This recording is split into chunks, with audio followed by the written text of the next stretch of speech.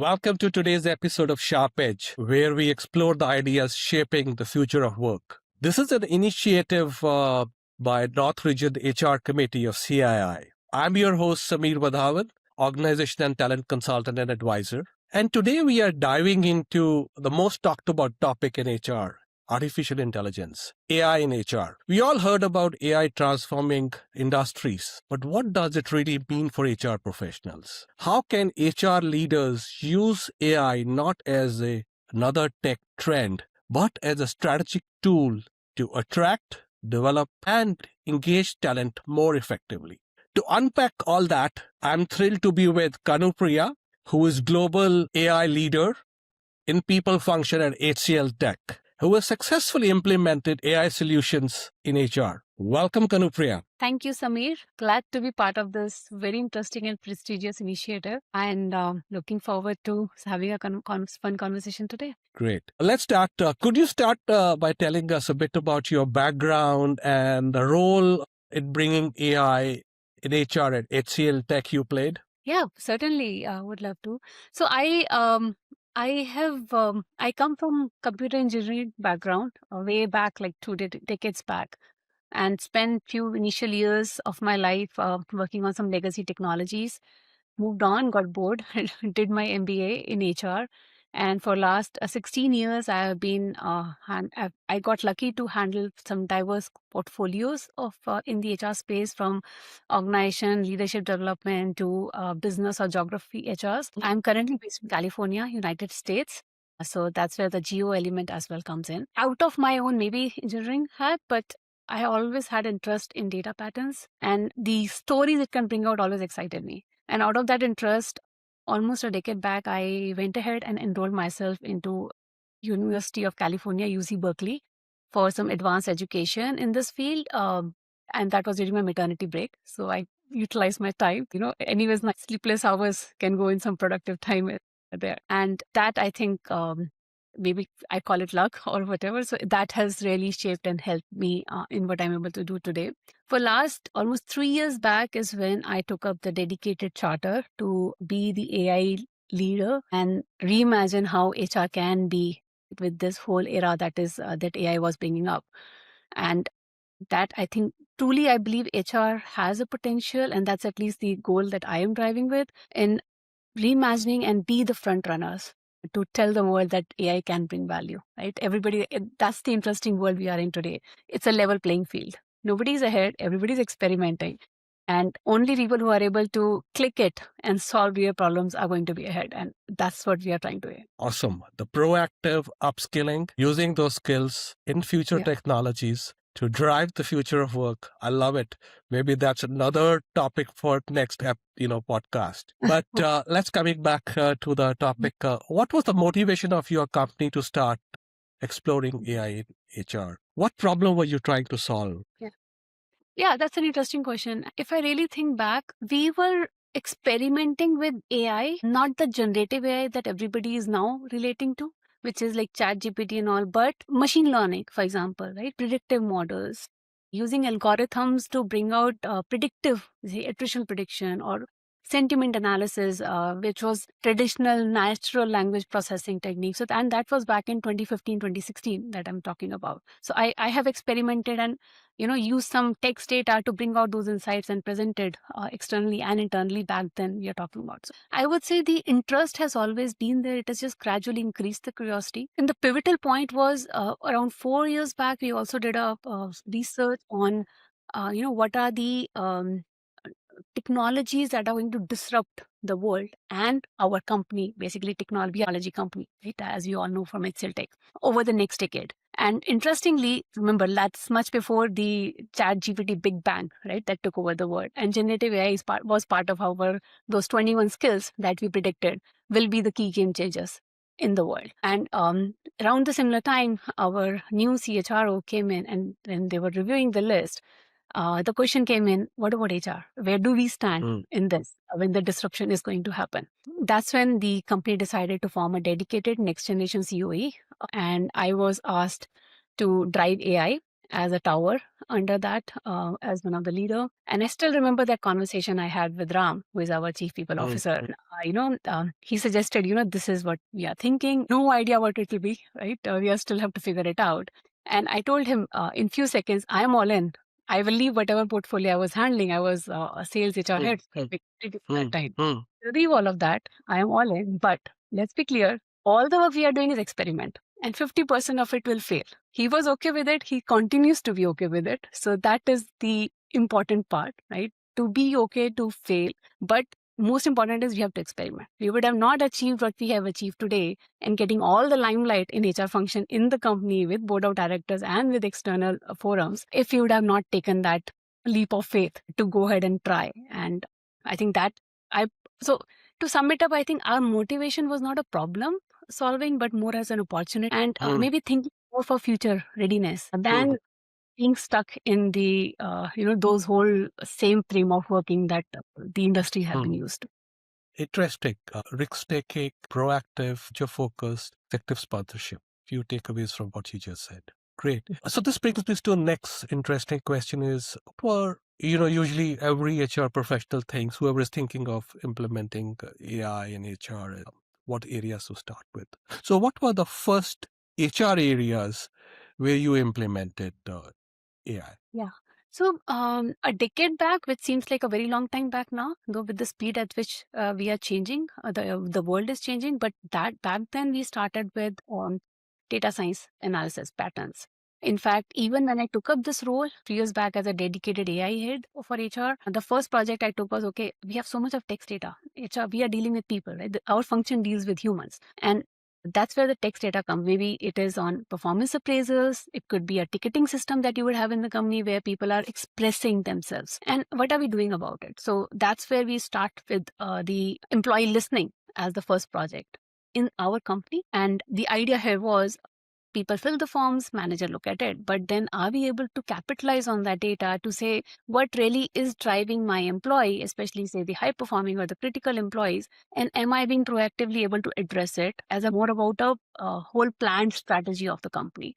So we started topic modeling, we started sentiment analysis, and not just extracting that, but also bringing patterns out of it by saying, taking last 5 years of trend, what is that telling me? Are my sentiments dropping? What are the kind of changes I'm seeing in the motivation or the concerns people have been expressing? And then comparing it across units, comparing it across cross-cultural relationships of a manager or an employee, cross-gender relationships. So that combination of data science and natural language processing suddenly gave a lot of powerful trends to us. So we started there, but we started because it was not a chat GPT post or generative era. We started when it was traditional machine learning and AI. So if I have to say today, right, if somebody has to start today, we no longer have to be, spending so much of time where it took me 2 months to train a model. Today, it takes 2 hours to train a model. So that's the speed we are talking. I think post this whole generative AI, I think our next step was to look at what are the functions which have more repetitive work that happens, more transactional like factory model equivalent, which was recruitment, talent supply chain, right? Recruitment and internal staffing, both. It's fulfillment, which could also be learning and development, where you're doing a lot of same things, administration, feedback collector, and so on. It could also be ticketing. So that is where I think when we replanned, actually, whatever we had planned, we had to put it aside and then kind of redo our whole planning around it. What are the low-hanging fruits with the GPT and started experimenting? So I would say looking at what are the core areas where a lot of effort goes, and especially repetitive effort goes without too much of a value add from a cognitive load of a human. That would be a good place to start. Great. So can you describe, Kannu, 1 or 2 successful use cases? How your project started, what sort of tools or technologies you used in those projects, and what were the outcomes? And if you can get a little bit more detail about those use cases, it will be great for our audience. Yeah, we'll be happy to, Sameer. I think devil is in the details. It's easy to say, but when you do that, that's when you really start hitting the roadblocks. So we have, I think, out of all the experiments and POCs, we have 25 use cases today of AI.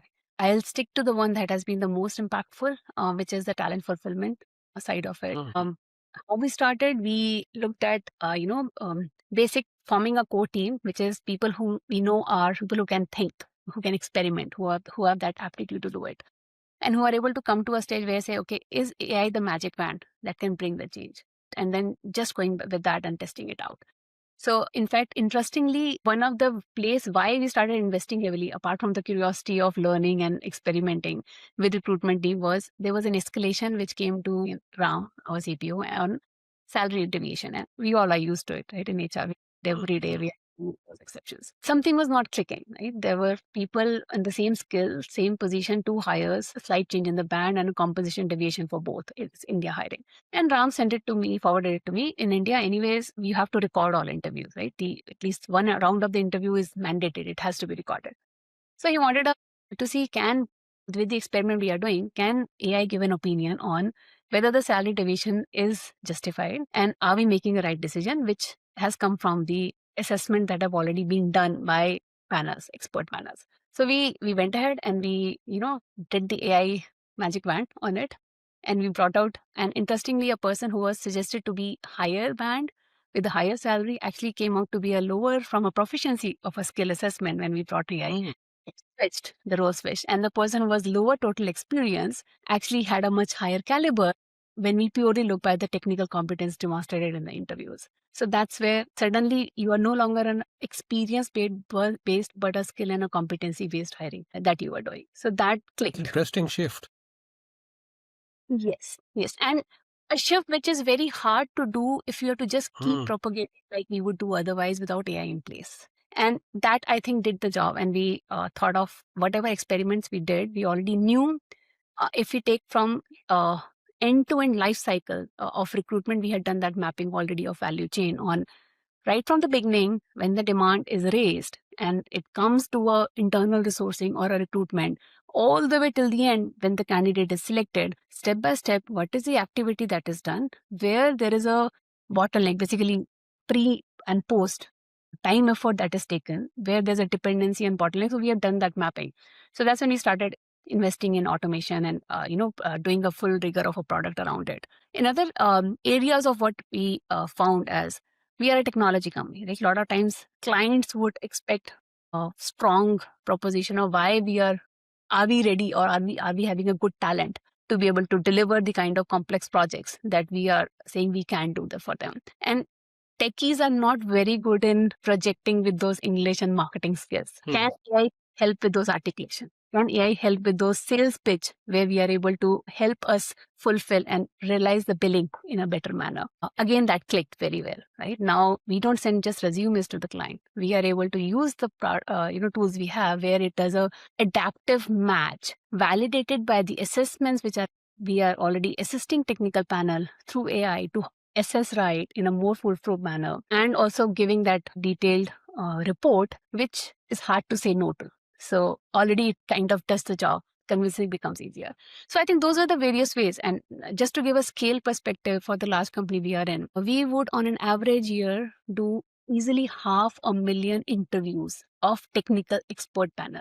I'm not talking about recruitment effort here, just the expert panel of effort we are talking about. And any effort saving and efficiencies in repurposing, basically lesser wastage of effort, if we bring it brings a big value, right? And any time saving we do is faster billing, more money, more revenue.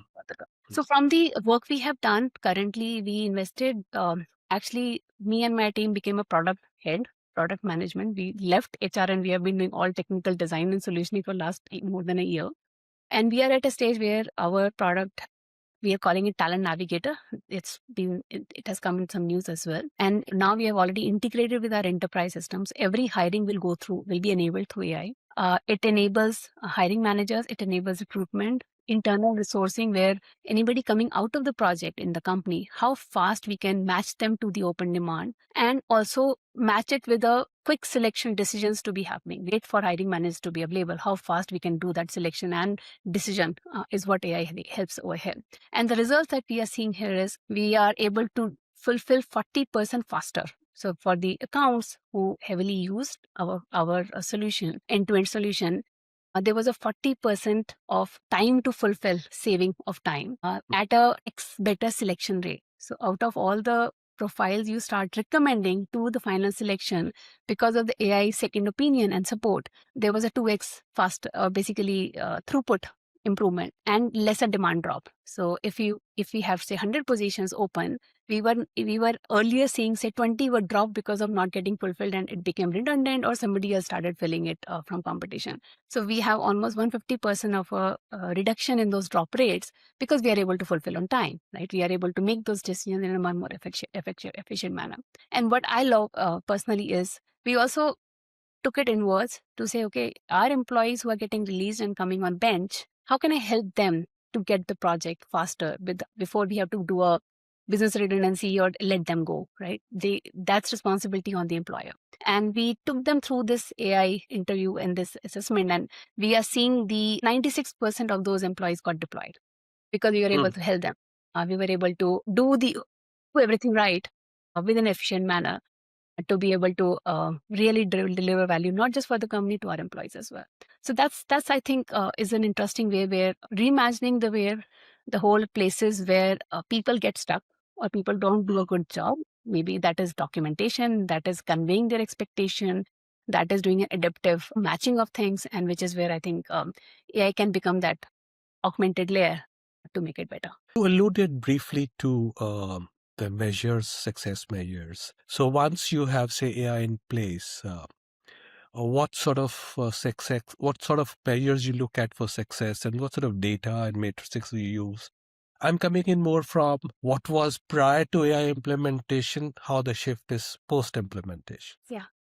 So again, and it is process centric here because I'm talking about fulfillment. So whatever is the metric that you and we as a company assess, basically that's the KPP of the function head, right, of that process.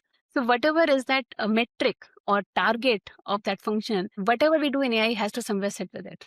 That's how we approach it. For talent fulfillment, it was job per recruiter, basically hire per recruiter JPR, or time to fulfill, how much time it takes for us to from the demand it opens. So we track those and we report those every month, every quarter. There's a live metric that is there. So further from our fulfillment, I think the metrics that I already spoke about on opportunity loss and all. So but I think in nutshell, any projects that we are doing, AI use cases, first point of making sure we are aligned on the what are we expecting, what is the ROI we are expecting out of it. That goes back to what are the metrics we want to improve, and those metrics what we are already getting measured, right? It's not that it's something will drastically, there's a new world that will come in. But if it is recruitment, then it is those metrics. If it was, say, employee experience, then looking at the tickets and we are doing the pattern analysis on the tickets, how much we are able to proactively rectify. Are those getting reduced in a particular area? And what have we done about it? So that could be another way. The attrition prediction. So each, I think, solution offering of AI that you pick up, it has to go back and tie with what you as an organization are already tracking in those metrics and how has it has improved it. And that's what we also use to measure the impact of AI. Yeah, it's more like you start from end in mind and then work towards how you're going to leverage the technology to respond to that, right? Great. What, I'm sure there were many challenges when you rolled it out, right? Cultural, technological, ethical. What were those and how did you overcome them? Yeah, many challenges. I think, sure, there has to be and a lot of interesting learnings along the way as well. From a solution standpoint, right, the way process is written, it's not the way it happens. People have their own hacks of doing things. There will be group level hacks as well. And if you try to, fight those, it will not happen. And you're actually going up the stream. It's better to, see and understand, how those hacks are working and enable a kind of a speedboat for them to make their life simpler. We actually, one of the value proposition of next generation COE or my team was, it will not be a top-down driven. It has always been how it clicks, how it simplifies the life, and only then we think the whole ground level change management happens, right? People see something click in it and their life getting better and they will automatically use it. Actually, that's what has kept us going. We never went and presented to the top when we started it. We did ground level, whoever was passionate and started working on it. We started working with them. And once it was proven, automatically the word spread. I think that is where it in a way, you're not an outsider then, right? It in a way kind of brought us part of the problems that those teams are dealing with. Once you have a ready customer with you who is working with you and doing it, I think it kind of automatically sets a path after that. So that has been a very interesting experience from our side. The kind of challenges that I was coming back to on, it's not one solution that it's not like one team and one way only, right? It's not one hack. Everybody has different ways of operating. Some people will, some recruiters would just take a big dump of resumes and expect the solution, our AI to be able to match it. Or some will be already very selective and only bring few, and then expect that limited AI interference. They basically is just a kind of a validation they would expect. On the other hand, some hiring manager would expect a detailed report because they are very thorough. They want to look at why, how, and explainable AI before they trust. Versus some other people would, I want my life simple, right? You tell me okay or no, and I'm good with it. Don't bombard me with too many details. How do you balance all of this out? So those has been various challenges. How do you cater to the different parts of the business? And we have so many different teams. We have the call center kind of nature of work. We have infrastructure services. We have a very intense engineering related work that we do for across the industry, engineering and research related work like that. So with so much of varied kind of talent and workforce within the tech space and different combinations of how people operate, that was one part of the solution challenges. Even before we go there, you have to also, AI has its own problems, right? AI is not a god. It will fail too. How do you catch that, right? That making sure human oversight stays. And a very interesting example that we talk about is when, say, you have to go hire a driver, and when you're making that choice, this driver had 17 accidents, right? Or say 20 accidents in last 1 year versus another driver who had only 2 accidents in last 1 year. Whom will you choose? There is an obvious answer. But when I say further that, one of that driver actually is from some state in, say, south of India, and another person is from, say, a state like Jammu Kashmir, you will say it's not relevant, right? Why are you telling me this? And then so basically you can keep adding to some other attributes of the driver, but for you the biggest thing is I want trust for the driver. Same thing will be with AI, right? AI may also be the driver who has 2 accidents, but the point is another human will have 17 accidents. So AI can also make those mistakes. But the ground truth is what we are seeing, humans make more mistakes than AI does. And once you have fixed those mistakes of AI, they will not do it again. But you cannot trust that with humans. So that is the acceptance, because a lot of times what people say is AI cannot make any mistake ever, otherwise I cannot trust it. But what are you comparing with, right? You're comparing with so much of errors that are already creeped into your system, because humans are not perfect either. And once you combine the two, and I think that's what we have to very carefully orchestrated our solution, a human in the loop is the point, right? Once you put the 2 and 2 together, that's where the foolproof part comes in. And that's the kind of efficiency and the gain you will bring to the company. So that was the, I think, other part of the challenge of how do you convince people? How do you make AI work well, not falling into the traps where it will fail too, but at a lesser rate than a human would fail? A good point you made. I think maintaining a balance between automation or AI and the human element of human resources or leadership, I think it's a very important. It is human element, it's a human leadership using AI as a tool, not the other way, right? Yes. So that's a very important part. I think we all need to demystify the whole AI and use it as a tool to help us. How did you convince, or what are the strategies you guys used to really convince first people in HR teams to adapt and use, HR, and well, they were the first adapters, right? And then, a second part of this question is how then you extended it to the larger workforce within HCLTech that they start using AI in their daily working HR processes, right? So this is the question I have is how did you help people to really overcome and build the trust and adoption of AI? Yeah. You want the honest answer? So the secret has been, for us at least, we go and say, give us your hardest problem. And if you solve it through AI, then there you go. Right? So, and that's what we have done with the couple of solutions. And idea is already is the toughest part of the work. What will go wrong, right? It will only get better. So that's the motto. Where already system is stuck, where already whatever is the team we are working with is they are failing, it's their nightmare. And if we do something over there, at least they would have already started loving us. And if you're not able to do anything, anyways, it's the worst part of their day, right? So it will not go anything bad from there. So that's one secret to how we have approached. Not make AI an enemy. Right? It is ultimately there. It is solving. It is simplifying. But some part of it will do, which will also create some concerns. But it comes as a package. So by concern, I because now, for example, once it does a match and all, and you may feel that I think it's a good person, but now AI is saying it's not. You are not fighting with AI, right? It's ultimately an assistance to you. So, but yeah, ultimately for us, and the almost first 1 year of work, Samir, we have done is all about the hardest accounts, the hardest problems that each team or the whatever function had, and went ahead and attacked it. And whatever we were able to solve is what then went ahead and started with the vanilla part of the work. So that was one.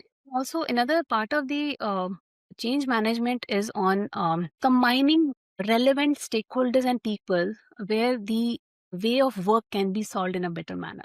So the idea here is on, if say I have a recruitment person whom I'm saying, see, this will be able to make you do better, but a recruiter will come back and tell me, ultimately I have to sell it to a hiring manager. If they will not believe, how can I can do any better? Putting them, so in our working and the workshops, we will put a hiring manager and a recruiter together to say, okay, now can you do a live experiment and see whether it works? So you automatically have a customer and an enabler together, and you don't have any more dilemmas where somebody will think something else and the other with something else.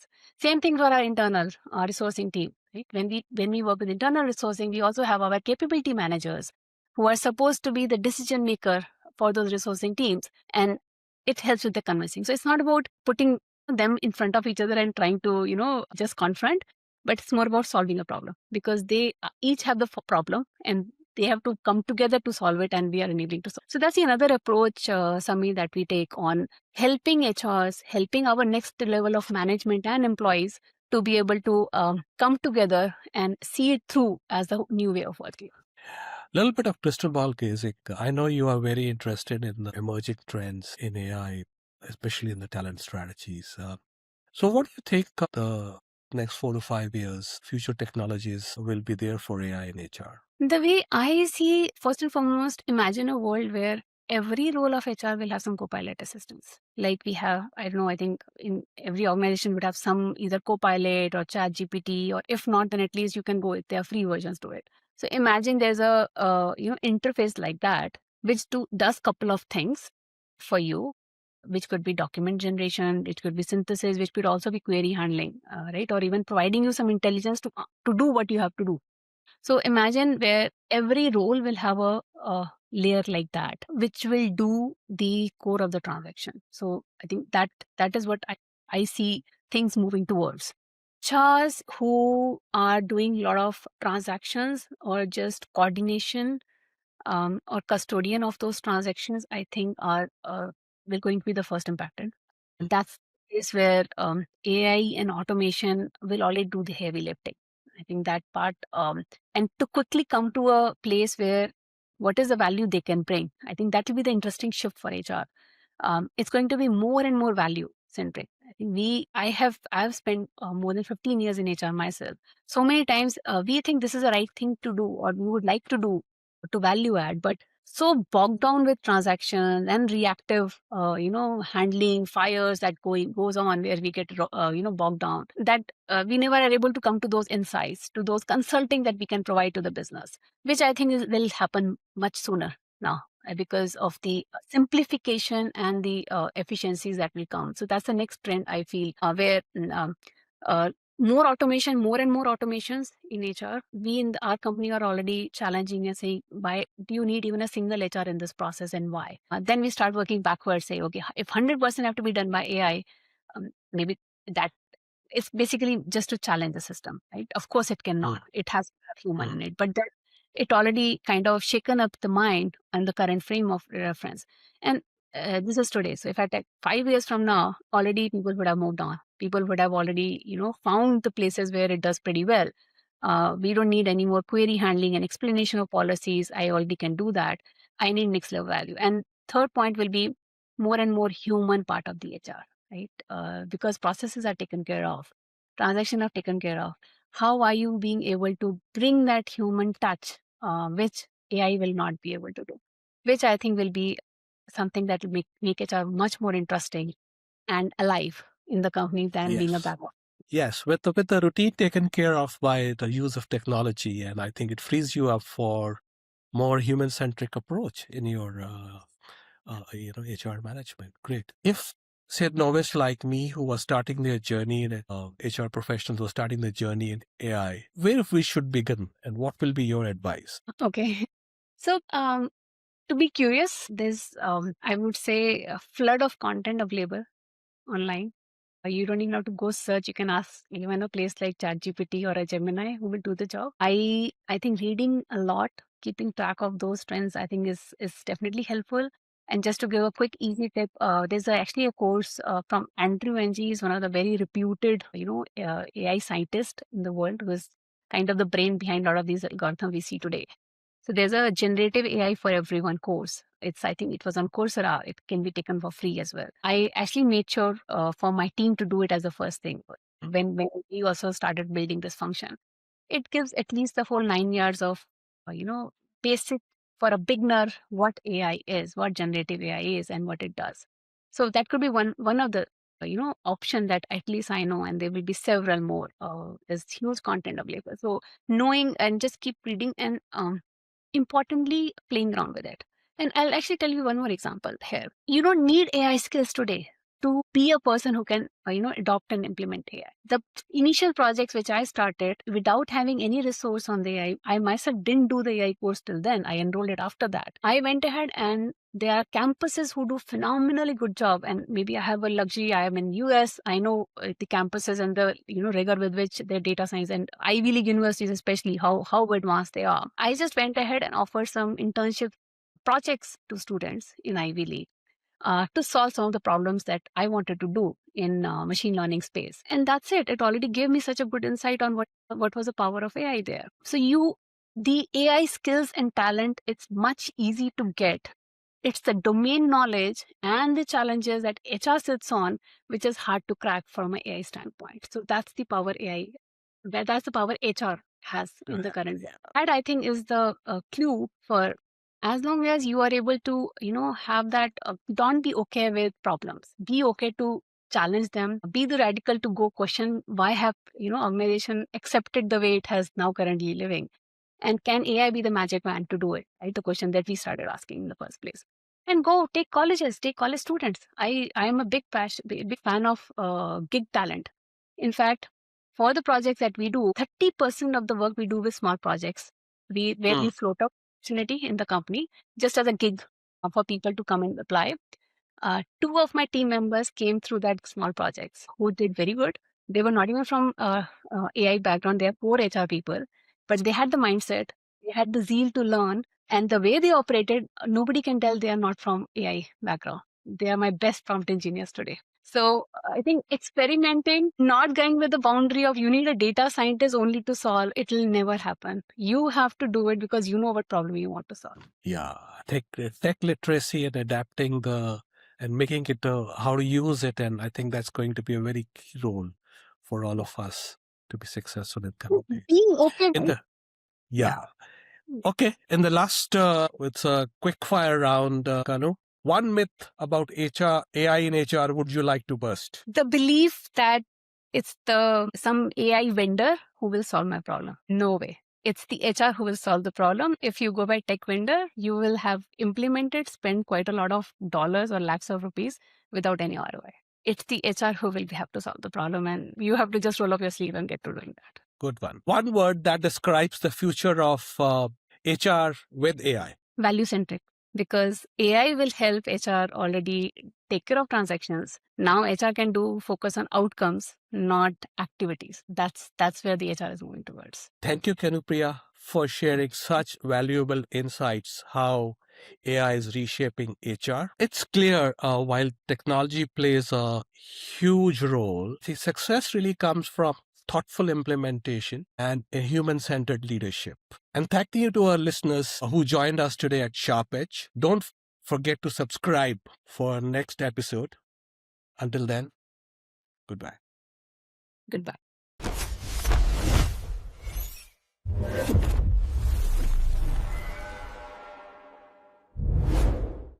इतना पकड़ पकड़ कर इसे चलना सिखाया। इसके साथ dad का घर आने के लिए घंटों इंतजार किया। अपनी पहली बिजनेस का आइडिया इनको मेरे कंधे पर आया। इसकी शादी के लिए सबसे पहले भी हम ही सजे।